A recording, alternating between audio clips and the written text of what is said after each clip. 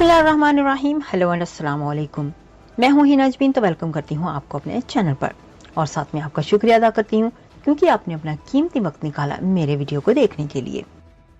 Israel को नुकसान पहुंचाने वाले गजा को देख लें, नेतन्याहू की यमनी हूसियों की धमकी। इजरायली वजीर आजम नेतन्याहू ने हूसियों को धमकी देते हुए कहा है कि हमें नुकसान पहुंचाने वाले गजा को देख लें। नेतन्याहू ने कहा है कि यमन की हदीदा बंदरगाह पर इसराइल पहले ही हमला कर चुका है। इसराइल लेबनान सरहद को भी जल्द महफूज बनाएंगे।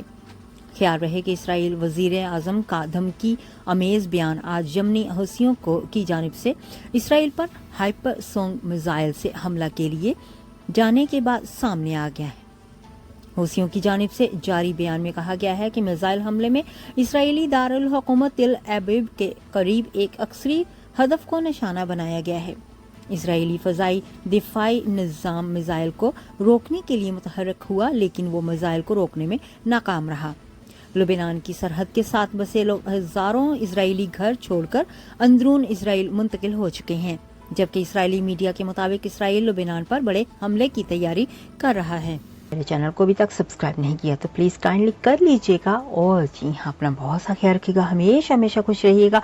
नेक्स्ट वीडियो तक के लिए मुझे इजाजत दीजिएगा। अल्लाह हाफिज।